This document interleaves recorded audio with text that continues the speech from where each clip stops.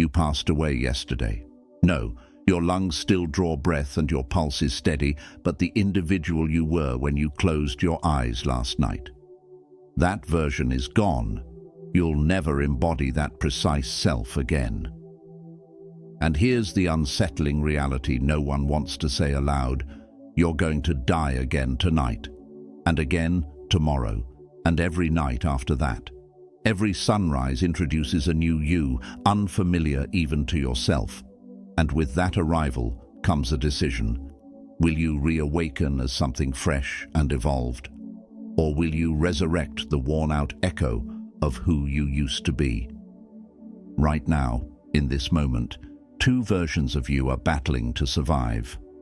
One endlessly scrolls, reacts to anything and everything, and lets the world steer their life. The other is forged in steel, steady, potent, unimaginable in its power. Who wins this war? Whichever one you feed the instant your eyes open. I didn't learn this from books or podcasts. I stumbled upon it at 3 a.m. on the darkest night of my life. Broke, isolated, convinced I had failed. But in that darkness, I uncovered a line Marcus Aurelius penned in his private reflections, a message never meant for public eyes. Confine yourself to the present. 3 words, yet they held the kind of force that would shake an empire. Because the present, this instant right now, is the only place you hold divine power. Not next week, not even 5 minutes from now, just here, just now. This is what the Stoics uncovered millennia ago, and what modern neuroscience is finally beginning to understand. The first thoughts you choose in the morning don't merely shape your day, they rewire your brain. Every thought lays a pathway. The thoughts you repeat become highways, and too many people are paving expressways straight to their own ruin. But not you. Not anymore. The 5 affirmations I'm about to reveal aren't motivational fluff. They are scalpels. Each one is meant to remove a layer of weakness, fear, and limitation that's been smothering your potential. But before we begin, I need something from you. Don't like this video because you enjoyed it. Like it because you're ready to incinerate the person you were yesterday. Subscribe, not for entertainment, but because reinvention demands loyalty. Type the word reborn in the comments to show you're ready to meet the version of you that your past doubted and your future celebrates. Share this message with someone who needs to remember that it's not too late. And don't skip, not 1 second. Every word is a brick in the foundation of who you're becoming. Your death was yesterday. Your rebirth begins now. Let's begin. 1. Excuses die today. I rise instead. Listen closely. That faint voice in your head, the one whispering, "This isn't about me." That's the assassin. That sly, quiet, deceitful voice is the one that's robbed you of everything you were meant to build. And right now, in this moment, it must die. Do you understand? It dies now. Because if you keep feeding that voice oxygen, it will suffocate you long before time ever gets the chance. You want to know the line that separates those who rise and those who rot? It's not skill, not destiny, not even fate. It's this. The ones who ascend, they hold funerals every morning. Before dawn even breaks, they enter the cemetery in their mind and bury every excuse, personally. Meanwhile, those who stay frozen, they clutch their justifications like baby blankets, gently rocking themselves back into comfort as life passes them by. Be honest. Take a good look at yourself. You're dragging a wheelbarrow full of dead ambitions. You've erected grave markers with your own bare hands. I would launch that idea, but I don't have the capital. Another headstone. I'd leave this toxic situation, but what if I end up alone? Another burial. I'd pursue that dream, but I might fail. Another death. One by one, you've slaughtered potential versions of yourself that could have changed everything. And you were the executioner. Think I'm exaggerating. Epictetus, a man whose leg was broken by his master and who lived enslaved, once said, "No one can harm you without your consent." Feel the gravity of that. A man with no freedom, no possessions, and a permanent limp understood something most people with every advantage never do. The most dangerous shackles are mental. Excuses weigh more than steel. They crush more than chains. So here's what you're going to do. Right now, drag out the biggest excuse you keep hidden, the one you've rehearsed until it sounds noble. That story you tell yourself when things feel too overwhelming. Visualize holding it in your hand. Now picture this, standing before someone you deeply admire, someone who's built the life you secretly want. Watch their face as they listen to your excuse. See it? That flicker of disappointment, that quiet pity, that unspoken look that screams, "You're better than this." But here's the gut punch. Even you don't believe that excuse.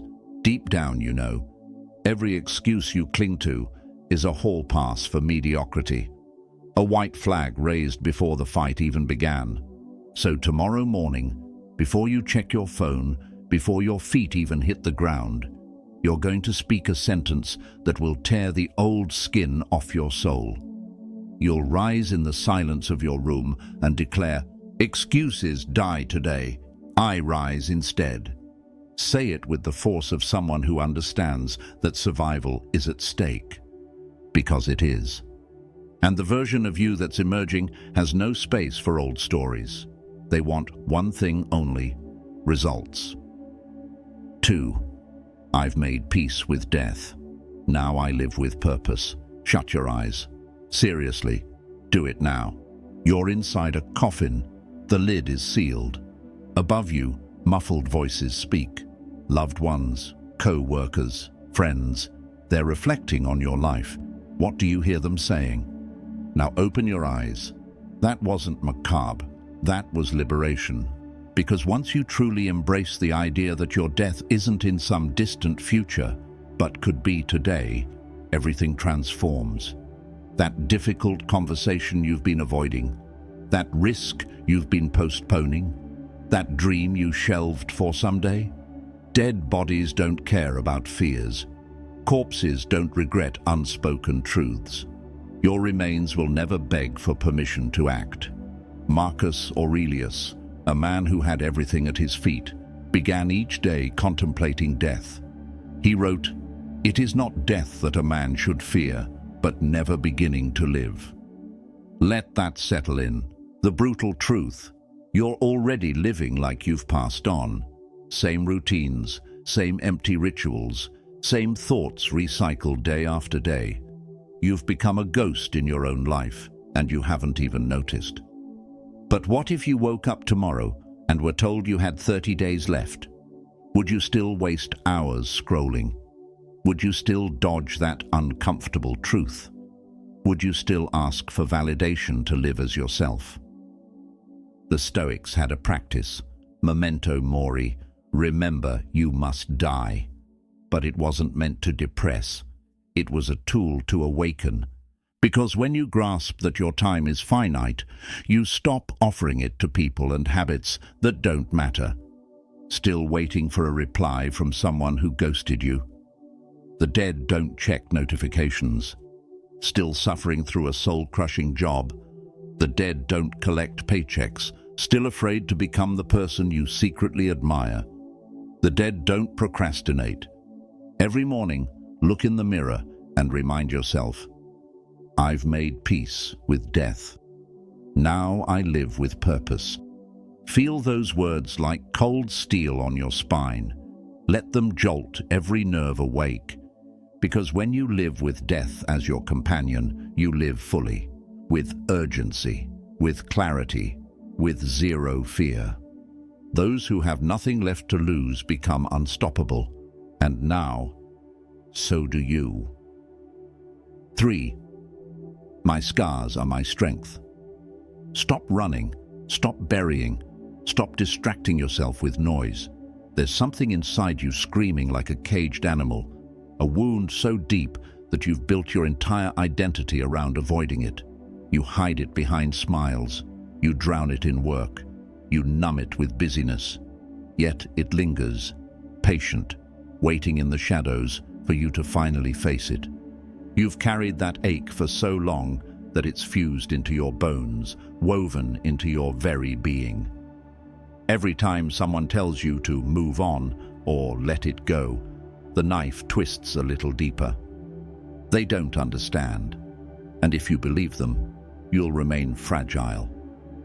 Because your pain isn't random, it isn't punishment, it's not a burden to discard.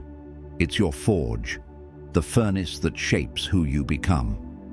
Pain isn't your jailer, it's your weapon. The world will try to shame you for it, to convince you that healing means erasing it. But your scars aren't flaws, they're signatures of survival. They're the evidence that you endured what would have destroyed others. Epictetus didn't stumble into wisdom by accident. He was beaten, enslaved, humiliated, yet he didn't crumble. He sharpened himself on his suffering until his spirit became untouchable. His chains became his scripture. His agony became his awakening. He understood the savage truth. Suffering doesn't just mold you, it creates you. Every ending, every heartbreak, every collapse, all of it is the dark soil from which new beginnings rise. The death of something old is always the birth of something new. The wound you carry is not the end. It's the start of your becoming. Feel that tightness in your chest right now. That ache you've tried to silence for years. That memory that still stings when you least expect it. Stop resisting it. That's your initiation. That heartbreak you swore ruined you. That betrayal that scarred you. That failure that humiliated you. Those are not curses. They are crowns of fire. Proof that you've lived, bled, and risen. When you stop running from your pain and start running with it, you evolve. You stop being prey. You become a predator. You stop being breakable. Because broken things, when reforged, become indestructible. Your sadness taught you empathy. Your betrayal taught you discernment. Your failures taught you resilience. Your rejection taught you freedom. So tomorrow morning, stand in front of the mirror and whisper it like a vow. My scars are my strength. Stop apologizing for your scars. Stop concealing the wounds. They aren't proof of weakness. They're evidence of strength. You've walked through fire and you're still here. The people who change the world aren't the untouched. They're the ones who've fallen, shattered, and rebuilt themselves sharper than before. Your pain isn't your curse. It's your resurrection. It's your throne. And if you're brave enough to wield it, nothing on this earth can ever break you again. 4. The prison is in my mind, and today I set myself free. You think you're free. You believe you're in control, making your own choices, charting your own path, living your own truth. But let me break the illusion. Right now, you're sitting inside a prison you constructed with your own hands. And the cruelest part, you hold the keys and still choose not to leave. The bars are invisible, made of other people's opinions. The ceiling is built from all the beliefs you've inherited but never questioned. The walls, fear of being judged, and the floor is tiled with justifications so polished you've convinced yourself they're truths. Seneca, one of the wealthiest and most influential men of his era, once said something that should haunt anyone living in comfort. Every new beginning comes from some other beginning's end. To escape, you first have to admit you're trapped. Let me paint your prison for you. You wake up and immediately absorb other people's lives. You dress to impress those you secretly resent. You go to a job that's draining the light from your eyes, because that's what responsible adults do. You cling to connections that leave you exhausted, terrified of being alone. You silence your passion because someone once laughed at your ambition. And then, day after day, you lock yourself back inside and throw away the key. But here's the twist that should give you chills. If you built the cell, you can tear it down. Marcus Aurelius, the most powerful man on earth during his reign, understood the only kingdom that mattered was within. He wrote, "You have power over your mind, not outside events." That's the truth you've ignored. Your thoughts are the only place that no one else can enter, unless you let them in. No one else gets to narrate your story. No one else can dictate who you become. That territory is yours alone. So tomorrow morning, before you open your phone, before you slip into the identity the world expects, look in the mirror and say, "The prison is in my mind, and today I set myself free." Because once you admit you've been your own captor, you realize something extraordinary. You've also always been your own savior. Stop waiting for someone to grant you permission to live. Stop waiting for someone else to believe in your dream. Stop feeding yourself the same tired beliefs that never belonged to you in the first place. The cell door was never locked. You just forgot to turn the handle. 5. I hold the pen. I choose the plot. Freeze. Right where you are. Take a look around. Your surroundings, your routine, your relationships, your current reality. This is just one chapter in your life. Maybe it's chapter 27. Maybe it's chapter 42. But here's the question that matters most. If someone picked up the book of your life and opened it to today's page, would they want to keep reading? Or would they put it down because the main character, you, became predictable, comfortable, stuck in the same scene, repeating the same lines in the same tired plot? Somewhere along the way, you started acting like a background character in someone else's story, following their script, playing by their rules, waiting for someone to write your breakthrough moment. But here's the wake-up call. You're not the victim. You're not even the hero waiting to be rescued. You are, and have always been, the author. Marcus Aurelius ruled over the Roman Empire, but in his personal writings, he left behind a truth far more powerful than political control. He said, "Adapt yourself to the life you've been given and truly love those you live it with." He understood this. You can't always pick the genre.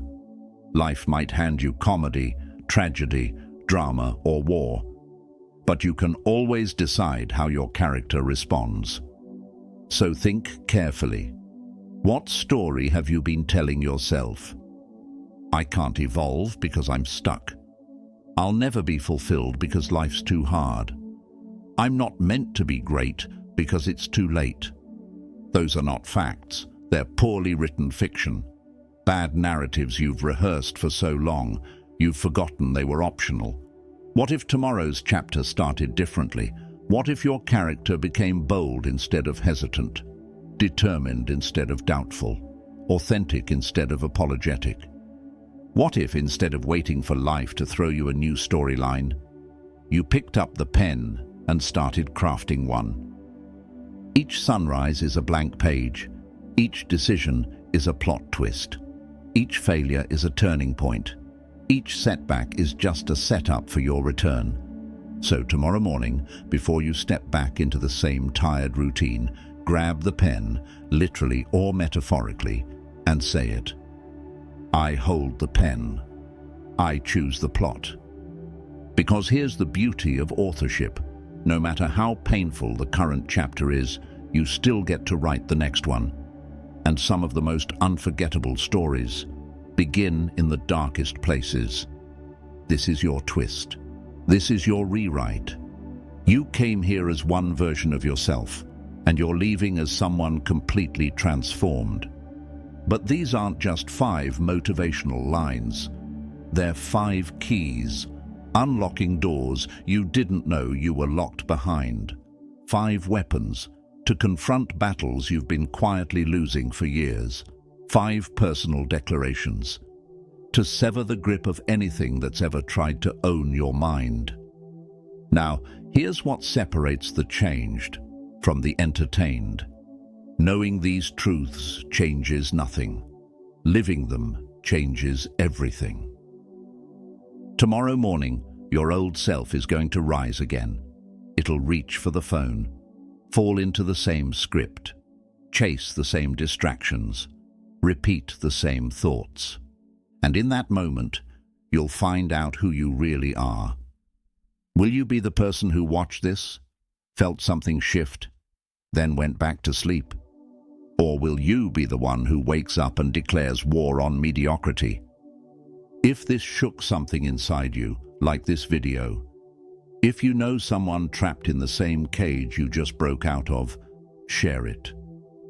If you're ready to fully commit to your transformation, subscribe. And in the comments, tell us, which of these 5 declarations hit the hardest? Your old story ends tonight. The new one begins at sunrise. So the only question left is this: who will you choose to become?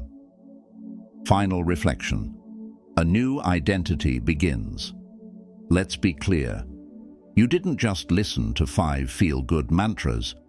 You received 5 turning points, each one a threshold between who you were and who you are about to become. You're not walking away with information.